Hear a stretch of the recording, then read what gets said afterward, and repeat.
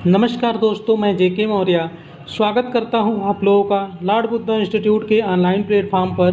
तो फ्रेंड्स, हम लोग आज डिस्कस करने वाले हैं टीजीटी परीक्षा 2013 का। तो आप लोग अगर पीजीटी की प्रिपरेशन कर रहे हों या टीजीटी की प्रिपरेशन कर रहे हों, अगर आपका पॉलिटिकल साइंस सब्जेक्ट है तो आप लोगों के लिए ये भी इम्पॉर्टेंट है, क्योंकि आप लोग अगर जो प्रीवियस ईयर के क्वेश्चंस हैं अगर आप इनको देखें तो बहुत सारे क्वेश्चंस रिपीट होते रहते हैं। तो चलिए शुरू करते हैं आज का क्वेश्चन। तो आज हमारा पहला क्वेश्चन है, वोट देने का अधिकार एक है। ये क्वेश्चन बहुत सारे एग्जाम्स में रिपीट हुआ है। सामाजिक अधिकार है, व्यक्तिगत अधिकार है, संवैधानिक अधिकार है या फिर विधिक अधिकार है। तो ये हमारा संवैधानिक अधिकार है। वोट देने का जो अधिकार है वो कैसा अधिकार है? ये संवैधानिक अधिकार है। चलिए नेक्स्ट क्वेश्चन देखिए। प्रभुसत्ता के एकत्ववादी सिद्धांत का प्रतिपादन निम्नलिखित में से किसने किया? ऑस्टिन ने, ऑक ने, एक्विनास ने या फिर मैटलैंड ने? तो इसमें हमारा ऑप्शन ए सही हो जाएगा। ये ऑस्टिन का स्टेटमेंट है। ऑस्टिन ने प्रभुसत्ता के एकत्ववादी सिद्धांत का प्रतिपादन किया है और जिसके अनुसार यदि कोई निश्चित उच्च सत्ताधारी व्यक्ति जो स्वयं किसी उच्च सत्ताधारी की आज्ञा पालन का अभ्यस्त नहीं है, किसी समाज के अधिकांश भाग से वो अपने आदेशों का पालन कराता है, तो उस समाज में वह उच्च सत्ताधारी व्यक्ति प्रभुत्व शक्ति संपन्न होता है। तो नेक्स्ट क्वेश्चन देखते हैं। थर्ड नंबर क्वेश्चन है, संप्रभुता की विशिष्टता है। संप्रभुता की क्या विशिष्टता है? जनता की, राज्य की, सरकार की या फिर संसद की? तो संप्रभुता जो है एक विशिष्टता है राज्य की। संप्रभुता राज्य का परम आवश्यक तत्व है। इसके अभाव में हम राज्य की कल्पना ही नहीं कर सकते हैं। राज्य अपने इसी लक्षण के कारण आंतरिक दृष्टि से सर्वोच्च और बाह्य दृष्टि से स्वतंत्र होता है। नेक्स्ट नंबर क्वेश्चन है, लोक संप्रभुता के दर्शन को सर्वप्रथम किसने प्रतिपादित किया था? हॉब्स ने, लॉक ने, रूसो ने या फिर मिल ने? तो इसमें हमारा ऑप्शन सी सही है, रूसो ने। लोक संप्रभुता, लोक प्रभुता का विचार लोकतंत्र का आधारभूत सिद्धांत है। इस धारणा के अनुसार अंतिम प्रभुसत्ता जनता में निहित होती है। लोक प्रभुता के विचार को मध्य युग में मर्सिलियो ऑफ पेडुआ और विलियम ऑफ ओकम आदि विचारकों के द्वारा जन्म दिया गया, परंतु इस धारणा का प्रमुख प्रतिपादक अगर कोई है तो रूसो है, जिसने सामान्य इच्छा को ही लोक प्रभुता माना है। चलिए नेक्स्ट क्वेश्चन देखते हैं। निम्नलिखित में से कौन सा राज्य की उत्पत्ति का सही व्याख्या करता है? राज्य की उत्पत्ति की सही व्याख्या कौन करता है? राज्य का दैवी सिद्धांत, समझौता सिद्धांत, विकासवादी सिद्धांत या अपने सीमित रूप में उपयुक्त सभी? तो इसमें हमारा ऑप्शन सी सही होगा, विकासवादी सिद्धांत। राज्य की उत्पत्ति के संबंध में दैवी सिद्धांत, शक्ति का सिद्धांत, सामाजिक समझौता सिद्धांत, पैतृक सिद्धांत और मात्रक सिद्धांत प्रमुख हैं, लेकिन राज्य की उत्पत्ति की व्याख्या के रूप में अगर हम बात करें तो किसी भी सिद्धांत को स्वीकार नहीं किया गया है। गार्नर के अनुसार राज्य न तो ईश्वर की सृष्टि है, न उच्च कोटि के शारीरिक बल का परिणाम है, न किसी प्रस्ताव या समझौते की कृति है। तो इसमें अगर देखा जाए तो सबसे सही व्याख्या कौन करता है? विकासवादी सिद्धांत करता है। चलिए नेक्स्ट क्वेश्चन देखते हैं। सामाजिक संविदा सिद्धांत के अनुसार राज्य एक नैतिक संस्था है, राज्य एक मानवकृत संस्था है, राज्य प्राकृतिक एक एवं आवश्यक है, राज्य की प्रकृति स्वायवी है। तो इसमें हमारा ऑप्शन बी सही हो जाएगा। राज्य जो है एक कैसी संस्था है? एक मानवकृत संस्था है। ठीक है, चलिए नेक्स्ट क्वेश्चन की तरफ आगे बढ़ते हैं। नेक्स्ट क्वेश्चन है 7 नंबर, निम्नलिखित कथनों में से कौन सही है? आपको बताना है। लॉक ने सरकार और राज्य जैसे शब्दों में भ्रम उत्पन्न किया। लॉक सरकार को राज्य से श्रेष्ठ मानता है। लॉक ने सरकार और राज्य में विभेद किया है। लॉक ने सरकार और राज्य में विभेद नहीं किया है। तो इसमें से कौन सा ऑप्शन सही है? तो इसमें हमारा ऑप्शन सी सही है। लॉक ने सरकार और राज्य में विभेद किया है। लॉक के राज्य की सबसे प्रमुख विशेषता क्या है? सबसे प्रमुख उसकी विशेषता है कि उसे सीमित शक्तियां ही प्राप्त हैं। लॉक के राज्य को सीमित शक्तियां ही प्राप्त है। वह निरपेक्ष या असीमित सत्ता का विरोध करता है। ठीक है, उसका जो राज्य है वो संवैधानिक शासन और सीमित सत्ता को ही प्राप्त करता है। ठीक है, तो सरकार की शक्ति पर सबसे प्रमुख सीमा प्राकृतिक कानून और प्राकृतिक अधिकारों की है, जिनके विरुद्ध राज्य के द्वारा कोई भी कार्य नहीं किया जा सकता है। अर्थात लॉक ने सरकार और राज्य में विभेद किया है। नेक्स्ट क्वेश्चन है, किसने सामाजिक संविदा सिद्धांत की घटिया इतिहास, घटिया दर्शन तथा घटिया विधि के रूप में आलोचना की है? ऑप्शन है Sir Henry Maine, Lord Acton, Hobhouse या फिर मिल। तो इसमें हमारा ऑप्शन ए सही हो जाएगा, सर हेनरी मेन। चलिए नेक्स्ट क्वेश्चन देखते हैं। क्वेश्चन नंबर 9 है, समाजवाद शब्द का प्रयोग सर्वप्रथम निम्नलिखित में से किसके द्वारा किया गया? ऑप्शन है लेनिन के द्वारा, रॉबर्ट ओवन, कार्ल मार्क्स या फिर हीगल। तो इसमें हमारा ऑप्शन बी सही हो जाएगा, रॉबर्ट ओवन। ठीक है, तो समाजवाद जो कि वर्तमान समय का सबसे अधिक लोकप्रिय शब्द है का प्रयोग 1827 में रॉबर्ट ओवन के विचारों का प्रचार करने के लिए स्थापित पत्रिका, और उस पत्रिका का क्या नाम है, यूनाइटेड कोऑपरेटिव, में व्यक्तिवादी और उदारवादी विचारकों के विरुद्ध भावों को प्रदर्शित करने के लिए किया गया।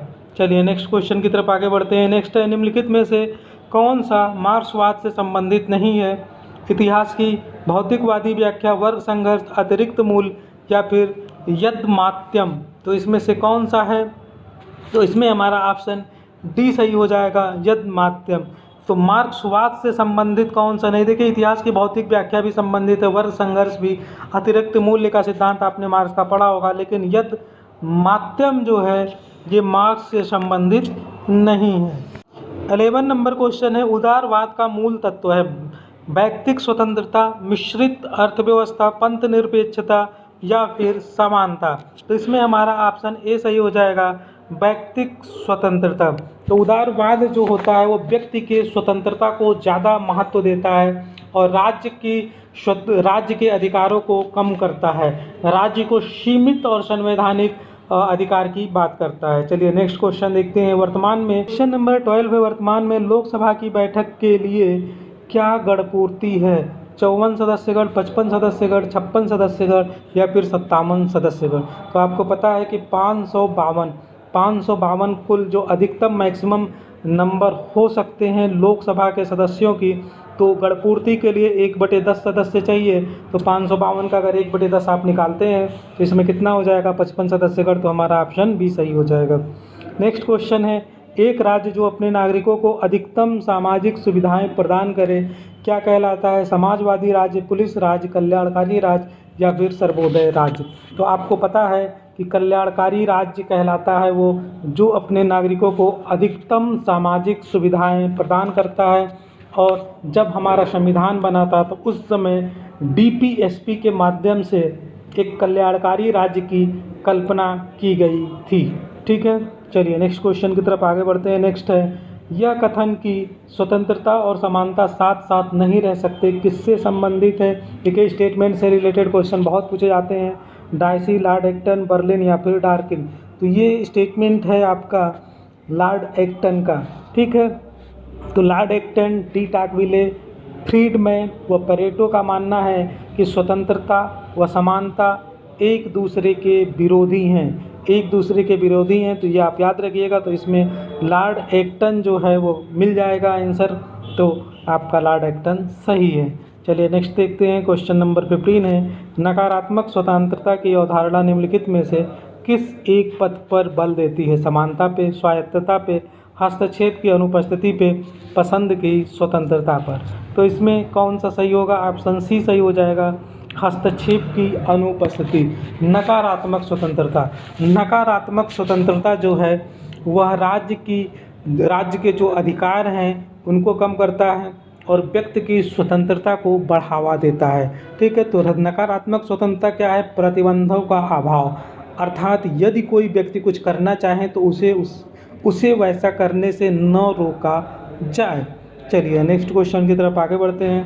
क्वेश्चन नंबर 16 है, लॉक का विश्वास था कि संप्रभु समस्त कानूनों का प्रमुख करता है, विद्यमान कानूनों से बंधा हुआ है, समस्त कानूनों से ऊपर है या फिर उपरोक्त में से कोई नहीं। तो इसमें हमारा ऑप्शन बी सही हो जाएगा, विद्यमान कानूनों से बंधा हुआ है। ठीक है, तो जो लॉक है, लॉक को कहा जाता है उदारवाद का जनक और इन्होंने व्यक्ति की स्वतंत्रता को ज़्यादा महत्व दिया और इसलिए कहा कि जो संप्रभु हैं वो विद्यमान कानूनों से बंधा हुआ है। इन्होंने सीमित संवैधानिक शासन की बात की है।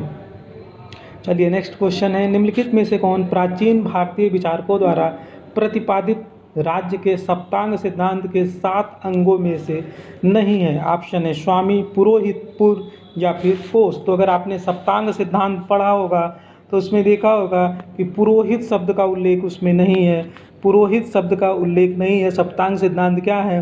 सप्तांग सिद्धांत में स्वामी आता है, अमात्य आता है, मित्र, कोष, सेना, दुर्ग और पुर है।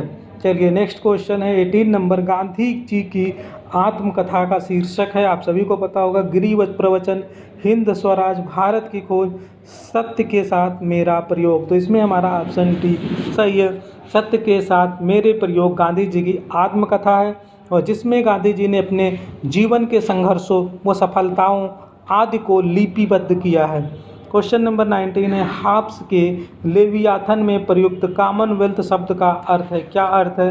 संप्रभु, समाज, राज्य एवं सरकार के लिए सामूहिक नाम, प्राकृतिक अवस्था में रहने वाले लोगों का वर्ग या फिर उपरोक्त में से कोई नहीं।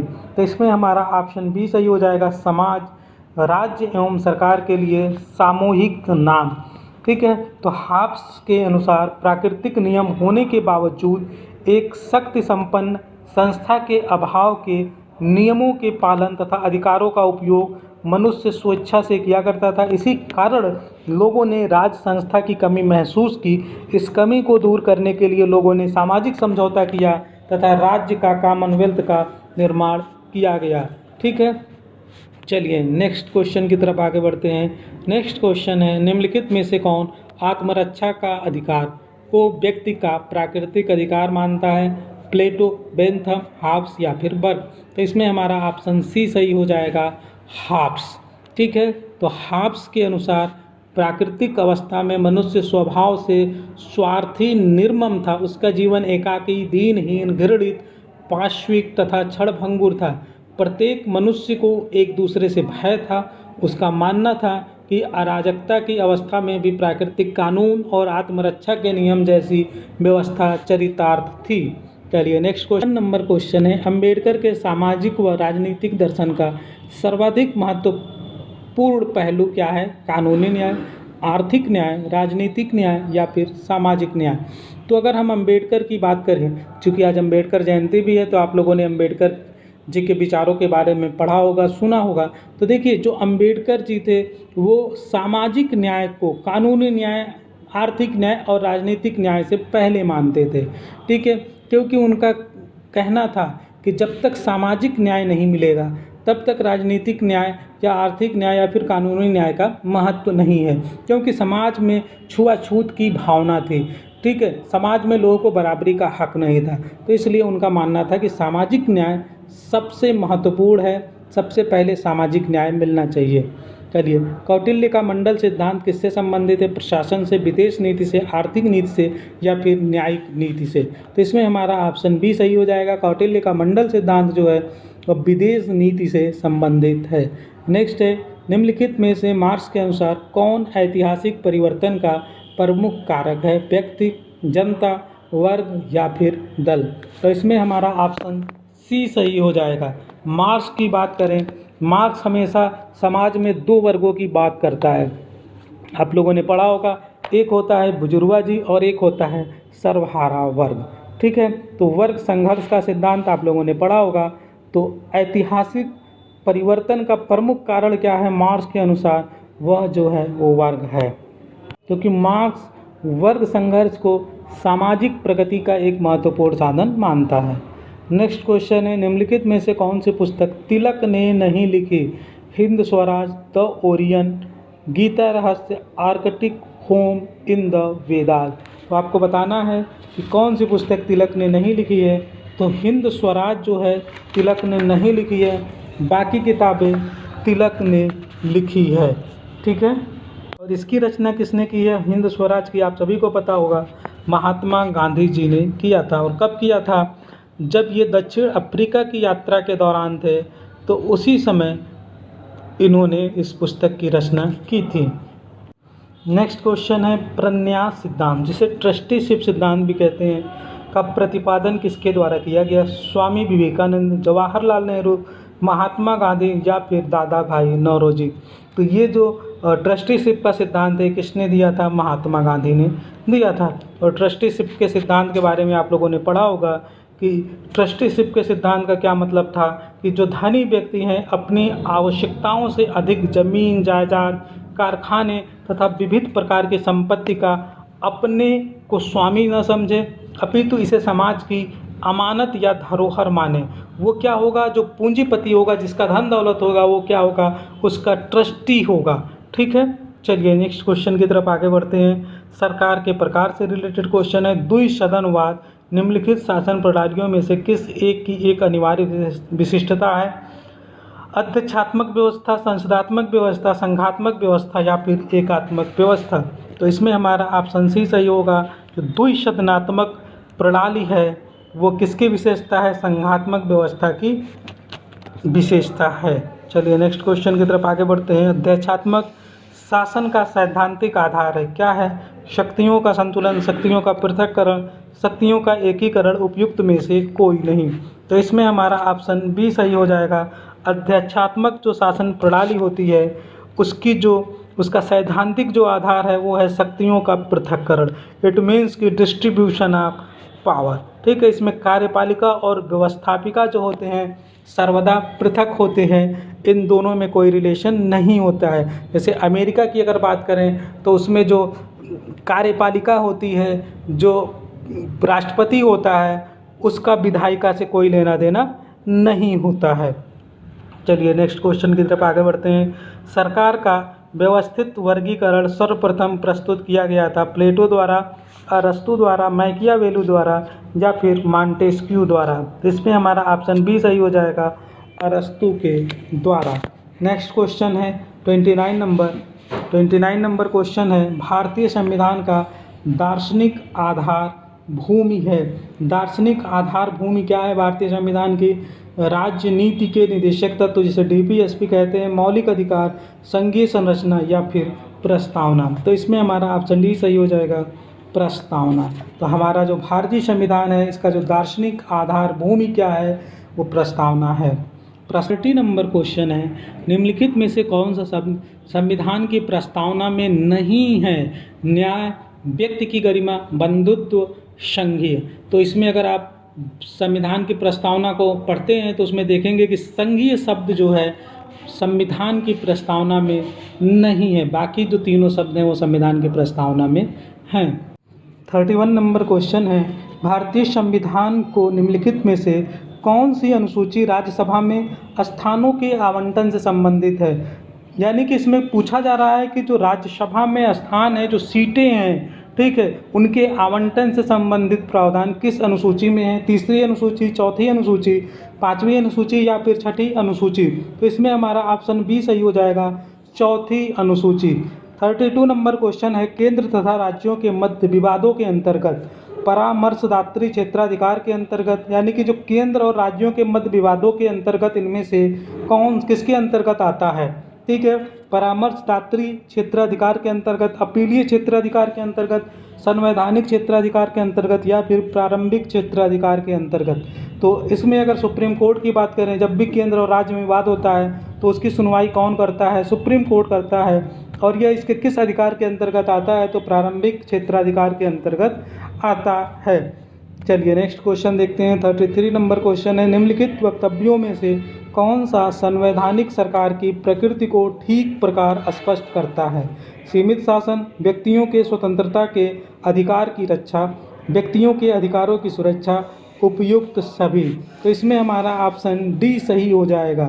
संवैधानिक सरकार की प्रकृति को ठीक से कौन स्पष्ट कर रहा है? सीमित शासन, व्यक्तियों के स्वतंत्रता के अधिकार की रक्षा और व्यक्तियों के अधिकारों की सुरक्षा। ये चारों स्टेटमेंट जो है इसको स्पष्ट करते हैं मिलकर के।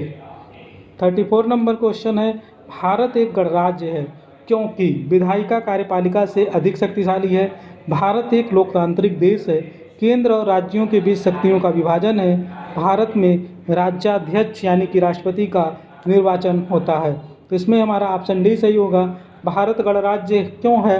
क्योंकि भारत में जो राष्ट्रपति होता है, जो हेड ऑफ स्टेट होता है, उसका निर्वाचन होता है। नेक्स्ट क्वेश्चन जो लिए गए हैं वो मूल अधिकार, मूल कर्तव्य या फिर राज्य के नीति निदेशक तत्व। तो देखिए ये जो टॉपिक होता है बहुत इंपॉर्टेंट होता है पॉलिटी का। तो देखते हैं क्वेश्चन, निम्नलिखित में से किस रिट का शाब्दिक अर्थ होता है हम आदेश देते हैं? परमादेश, बंदी, प्रत्यक्षीकरण, प्रतिषेध या फिर अधिकार परीक्षा। तो इसमें हमारा ऑप्शन ए सही हो जाएगा, परमादेश। परमादेश का क्या शाब्दिक अर्थ होता है? हम आदेश देते हैं। नेक्स्ट है 36 नंबर क्वेश्चन, निम्नलिखित में से किस अधिकार का वर्णन डॉक्टर अंबेडकर ने संविधान के हृदय एवं आत्मा के रूप में किया है? समानता का अधिकार, स्वतंत्रता का अधिकार, संपत्ति का अधिकार या संवैधानिक उपचारों का अधिकार। तो इसमें हमारा ऑप्शन डी सही हो जाएगा, संवैधानिक उपचारों का अधिकार। ठीक है, तो इसको जो है इसकी महत्ता को रेखांकित करते हुए डॉक्टर भीमराव अंबेडकर ने इसे भारतीय संविधान का हृदय और आत्मा कहा है। चलिए नेक्स्ट क्वेश्चन देखिए, संविधान के कौन से अनुच्छेद में यह प्रावधान है कि राज्य के नीति निर्देशक तत्वों को न्यायालय में नहीं लाया जा सकता? ऑप्शन है अनुच्छेद 40, अनुच्छेद 37, अनुच्छेद 42 या फिर अनुच्छेद 45। तो इसमें हमारा ऑप्शन बी वाला सही होगा। अनुच्छेद 37 में कहा गया है कि भाग 4 में दिए गए उपबंधों को, भाग 4 क्या है? DPSP, directive principle of state policy, जिसे आप राज्य के नीति निर्देशक तत्व कहते हैं। तो अनुच्छेद 37 में कहा गया है कि भाग 4 में दिए गए उपबंधों को किसी भी न्यायालय द्वारा लागू नहीं कराया जा सकता है। नेक्स्ट है 38 नंबर क्वेश्चन, संविधान के किस अनुच्छेद के अंतर्गत 6 वर्ष से 14 वर्ष के बच्चों को शिक्षा, जो बच्चों की शिक्षा है, मौलिक अधिकार बन गई है? ऑप्शन है 93वां संविधान संशोधन, 86वां संविधान संशोधन, 91वां संविधान संशोधन या फिर 92वां संविधान संशोधन। तो इसमें हमारा ऑप्शन बी सही है, 86वें संविधान संशोधन के द्वारा 6 से 14 वर्ष के जो बच्चे हैं, इनके जो शिक्षा का अधिकार है उसको मौलिक अधिकार बना दिया गया है। अर्थात भारत के हर बच्चे को, जो हर नागरिक के बच्चे को जो 6 वर्ष से 14 वर्ष का है, उसे शिक्षा का अधिकार प्राप्त है। चलिए नेक्स्ट क्वेश्चन देखते हैं 39 नंबर, निम्नलिखित में से कौन एक राज्य के नीति निर्देशक तत्व में सम्मिलित नहीं है? कौन सा सम्मिलित नहीं है? ऑप्शन है धर्म को अबाध रूप से मानने, आचरण और प्रचार करने की स्वतंत्रता, सामान्य न्याय तथा निःशुल्क विधिक सहायता, कामगारों के लिए निर्वाह मजदूरी, वनों तथा वन्य जीवों की रक्षा। तो इसमें पूछा जा रहा है कौन सा नहीं है, तो इसमें हमारा ऑप्शन ए जो है ये आपका नीति निर्देशक तत्वों में नहीं है, बल्कि कहाँ पे है? फंडामेंटल राइट में दिया गया है, अनुच्छेद 25 में, जो मूल अधिकार है उसमें अनुच्छेद 25 में इसकी बात की गई है। चलिए 40 नंबर क्वेश्चन है, राष्ट्रपति के चुनाव में निम्न में से कौन सा भाग नहीं लेता? तो राज्य मतलब जब राष्ट्रपति का चुनाव होता है तो इनमें से कौन भाग नहीं लेता है? बहुत इंपॉर्टेंट क्वेश्चन है। राज्यसभा के निर्वाचित सदस्य, लोकसभा के निर्वाचित सदस्य, विधान परिषदों के या विधानसभाओं के निर्वाचित सदस्य, विधान परिषदों के निर्वाचित सदस्य। तो इसमें हमारा ऑप्शन डी सही होगा, यानी कि जो विधान परिषद है इसके जो निर्वाचित सदस्य हैं वो भाग नहीं लेते हैं। ठीक है, तो इसमें राज्यसभा के निर्वाचित सदस्य भाग लेते हैं, लोकसभा के निर्वाचित सदस्य भाग लेते हैं, और जो विधानसभा है राज्यों की उसके भी निर्वाचित सदस्य भाग लेते हैं। तो इसीलिए कहा जाता है कि जो राज्यसभा है, राज्यसभा जो है उनके जो मनोनीत सदस्य होते हैं वो इसमें भाग नहीं लेते हैं, और इसी तरह लोकसभा के भी जो मनोनीत सदस्य हैं वो भाग नहीं लेते हैं। तो हमेशा ध्यान रखिए कि जितने भी निर्वाचित सदस्य होते हैं इन तीनों के वही केवल राष्ट्रपति के चुनाव में भाग लेते हैं। चलिए नेक्स्ट देखते हैं 41 नंबर क्वेश्चन, भारतीय संविधान के किस अनुच्छेद में राष्ट्रपति का सूचना का अधिकार दिया गया है? ऑप्शन है अनुच्छेद 52 में, अनुच्छेद 61 में, 78 में या फिर 75 में। तो ऑप्शन सी सही हो जाएगा। अनुच्छेद 78 में प्रावधान दिया गया है कि प्रधानमंत्री निम्न विषयों की जानकारी राष्ट्रपति को देगा, जैसे मंत्रिपरिषद के निर्णय तथा संघ के कार्यकलाप के प्रशासन संबंधी और विधान विषयक प्रस्तावनाओं संबंधी जो जानकारी राष्ट्रपति मांगे मंत्रिमंडल से या प्रधानमंत्री से। चलिए नेक्स्ट है, वह यह कौन निश्चित करता है कि कोई विधेयक वित्त विधेयक है अथवा नहीं है? भारत का राष्ट्रपति, भारत का वित्त मंत्री, लोकसभा का स्पीकर या फिर राज्यसभा का सभापति। तो ये आप लोगों को पता होगा, मैंने पहले भी डिस्कस किया है कि लोकसभा का जो स्पीकर होता है वह ये डिसाइड करता है कि कोई भी जो वित्त विधेयक है, कोई भी विधेयक जो है वो वित्त विधेयक है अथवा नहीं है। चलिए नेक्स्ट क्वेश्चन देखते हैं। 43 नंबर क्वेश्चन है, धन विधेयक को परिभाषित किया गया है। बहुत इंपॉर्टेंट क्वेश्चन है। अनुच्छेद 110 में, अनुच्छेद 111 में, अनुच्छेद 112 में या फिर अनुच्छेद 113 में? तो ऑप्शन ए सही हो जाएगा। अनुच्छेद 110 में धन विधेयक को परिभाषित किया गया है। और अनुच्छेद 109 में डिस्कस किया गया है, बताया गया है कि धन विधेयक को राज्यसभा में पेश नहीं किया जा सकता है। धन विधेयक को कहाँ पेश कर सकते हैं? केवल और केवल लोकसभा में पेश किया जा सकता है। और धन विधेयक को लाने से पहले राष्ट्रपति की परमिशन ली जाती है। चलिए नेक्स्ट क्वेश्चन देखते हैं। निम्नलिखित में से कौन सी संस्था लोक शिकायतों से संबंधित नहीं है? योजना आयोग, लोकायुक्त, उच्चतम न्यायालय या फिर उच्चतर न्यायालय? तो इसमें हमारा ऑप्शन ए सही हो जाएगा, योजना आयोग। ये शिकायतों से, ये जो है लोक शिकायतों से संबंधित नहीं है। बाकी लोकायुक्त हो या उच्चतम न्यायालय हो या उच्चतर न्यायालय हो, ये सब जो है लोक शिकायतों से संबंधित हैं। चलिए नेक्स्ट देखते हैं। 45 नंबर क्वेश्चन है, निम्न में से किस मुकदमे में भारत के सर्वोच्च न्यायालय ने संविधान का मूल ढांचा सिद्धांत का प्रतिपादन किया? बहुत इंपॉर्टेंट क्वेश्चन है, आप सभी को ये याद होना चाहिए, टिप ऑफ द टंग होना चाहिए। देखते हैं, केशवानंद भारती बनाम केरल राज्य, गोलकनाथ बनाम पंजाब राज्य, सज्जन सिंह बनाम राजस्थान राज्य, शंकरी प्रसाद बनाम भारत राज्य। तो इसमें हमारा ऑप्शन ए सही हो जाएगा, केशवानंद भारती बनाम केरल राज्य। और ये कब आया था? 1973 में आया था। ठीक है, चलिए नेक्स्ट क्वेश्चन की तरफ आगे बढ़ते हैं। 46 नंबर क्वेश्चन है, भारत के उपराष्ट्रपति का कौन पद मुक्त कर सकता है? भारत के उपराष्ट्रपति को कौन पद मुक्त कर सकता है? राज्यसभा, लोकसभा, राज्यसभा व लोकसभा दोनों, निर्वाचन आयोग। तो इसमें कौन सा सही हो जाएगा? इसमें हमारा ऑप्शन सी सही हो जाएगा, राज्यसभा व लोकसभा दोनों। तो 47 नंबर क्वेश्चन है, यदि सदन का सत्रावसान हो गया है तो इसे आहूत करने के लिए कौन अधिकृत है? अध्यक्ष, उपराष्ट्रपति, प्रधानमंत्री या फिर राष्ट्रपति? तो इसके लिए कौन अधिकृत है? राष्ट्रपति। राष्ट्रपति क्या करता है? संसद का अधिवेशन बुलाने के लिए और संसद के अधिवेशन की समाप्ति करने की घोषणा करने के लिए अधिकृत है। ठीक है, किंतु संसद के एक सत्र की अंतिम बैठक और आगामी सत्र की प्रथम बैठक के मध्य 6 माह से अधिक का अंतराल नहीं होगा। वह सदन या किसी सदन का सत्रावसान कर सकता है तथा लोकसभा को उसके नियत अवधि के पूर्व भंग कर सकता है। चलिए नेक्स्ट देखते हैं। क्वेश्चन नंबर 48 है, राज्यसभा में विशिष्ट ज्ञान अथवा व्यवहारिक अनुभव संपन्न कुछ सदस्यों को मनोनीत किया जाता है। वे निम्नलिखित में से किस क्षेत्र के होते हैं? साहित्य, विज्ञान, कला एवं समाज सेवा या फिर उपरोक्त सभी? इसमें हमारा ऑप्शन डी सही हो जाएगा, उपरोक्त सभी। जब भी राज्यसभा में जो अपॉइंटेड होते हैं, जो 12 मेंबर अपॉइंट किए जाते हैं, वो कहाँ से लिए जाते हैं? तो कला, साहित्य, विज्ञान और समाज सेवा में विशेष अनुभव रखने वाले जो लोग होते हैं उन्हें राष्ट्रपति के द्वारा मनोनीत किया जाता है। और इसका उल्लेख कहाँ किया गया है? आर्टिकल 80 में। चलिए नेक्स्ट देखते हैं।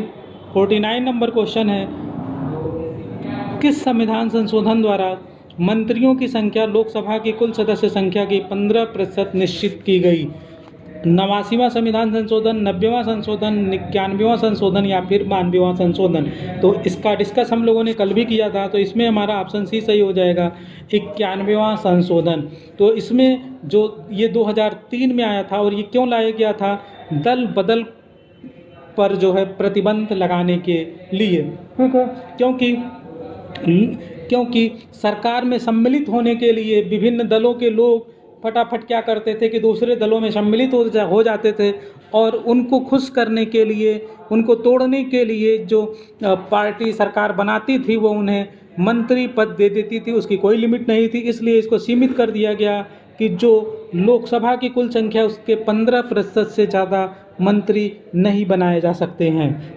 50 नंबर क्वेश्चन है, निम्नलिखित में से एक मुख्यमंत्री का राज्यपाल के प्रति कर्तव्य नहीं है, यानी कि 4 में से 3 कर्तव्य है और एक नहीं है। जो नहीं है उसको ढूंढना है। पहला है अपने दल की नीतियों के बारे में सूचित करना, मंत्रिपरिषद के सभी विनिश्चयों को सूचित करना, प्रशासन संबंधी सूचनाओं की जानकारी देना, विधान विषयक प्रस्तावनाओं के बारे में सूचित करना।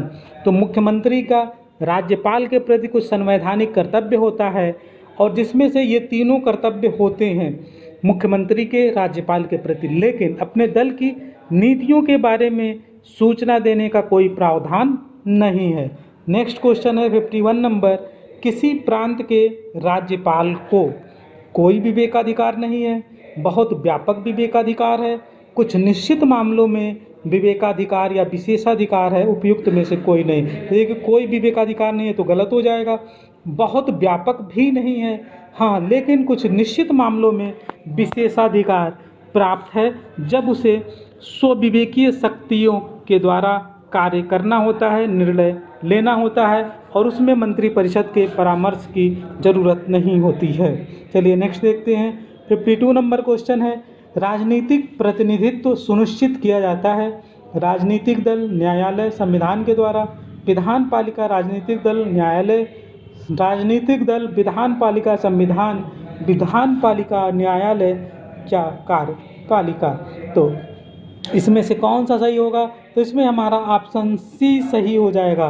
राजनीतिक प्रतिनिधित्व कौन सुनिश्चित करता है? राजनीतिक दल, विधान पालिका और संविधान, ये तीनों मिलकर के सुनिश्चित करते हैं। चलिए नेक्स्ट देखते हैं।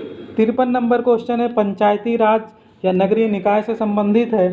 ग्राम पंचायत अपने सभी कार्यों के लिए सरपंच के प्रति उत्तरदायी है, ग्राम सभा के प्रति उत्तरदायी है, क्षेत्र समिति के प्रति उत्तरदायी है, जिलाधिकारी के प्रति उत्तरदायी है।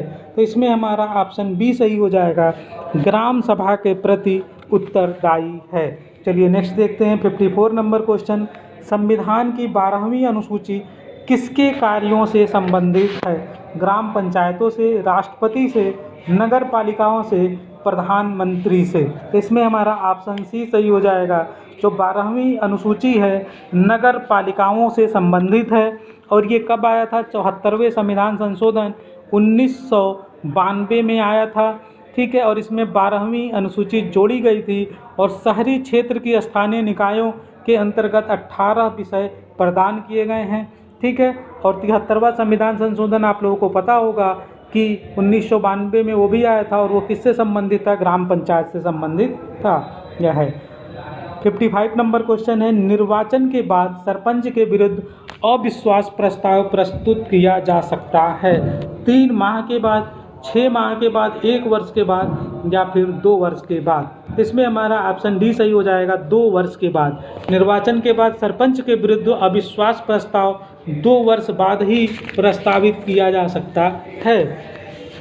चलिए नेक्स्ट क्वेश्चन की तरफ बढ़ते हैं। 56 नंबर क्वेश्चन है, निम्न में से कौन सा राजनीतिक दल का आवश्यक तत्व नहीं है? संगठन, विदेशों द्वारा मान्यता, सामान्य सिद्धांतों में सहमति, संवैधानिक साधनों में विश्वास। तो इसमें हमारा ऑप्शन बी वाला जो है नहीं है राजनीतिक दल का आवश्यक तत्व। विदेशों से मान्यता प्राप्त लेने की क्या ज़रूरत है? बाकी सारे सही हैं। 57 नंबर क्वेश्चन है, आधुनिक दल व्यवस्था का उद्भव प्रथमतः कहाँ हुआ? यूएसए में, फ्रांस में, इंग्लैंड में या फिर बेल्जियम में। तो इसमें हमारा ऑप्शन सी सही हो जाएगा, इंग्लैंड, ठीक है। तो आधुनिक दल व्यवस्था की शुरुआत इंग्लैंड से मानी जाती है क्योंकि ब्रिटेन संसदीय शासन की जननी मानी जाती है। इस शासन प्रणाली में दल का अत्यंत महत्वपूर्ण भूमिका होती है, जो संसदीय शासन प्रणाली होती है। चलिए नेक्स्ट क्वेश्चन देखते हैं। 58 नंबर क्वेश्चन, संयुक्त राष्ट्र का कौन सा अंग 1994 से कार्यशील नहीं है? आर्थिक व सामाजिक परिषद, सचिवालय, महासभा, प्रन्यास परिषद। तो इसमें हमारा ऑप्शन डी वाला सही हो जाएगा। ये 1994 से संयुक्त राष्ट्र संघ का ये पार्ट है जो 1994 से कार्यशील नहीं है। प्रन्यास परिषद क्या है? संयुक्त राष्ट्र के प्रमुख अंगों में से एक अंग थी। नवंबर 1994 ईस्वी में अमेरिका द्वारा प्रशासित प्रशांत द्वीप पलाओं के स्वतंत्र होने के साथ ही प्रन्यास परिषद के कार्य लगभग समाप्त हो गए हैं। चलिए नेक्स्ट देखते हैं 59 नंबर क्वेश्चन। किसने कहा राष्ट्र दैविक आदर्श की अभिव्यक्ति एवं उसका रहस्योद्घाटन है? बिपिन चंद्रपाल, अरविंद, महात्मा गांधी या BR अम्बेडकर? तो ये जो है अरविंद जी का कथन है। श्री अरविंद की दृष्टि में राष्ट्रवाद केवल एक आंदोलन तक सीमित नहीं है, वह आस्था का विषय है, वह मनुष्य का धर्म है।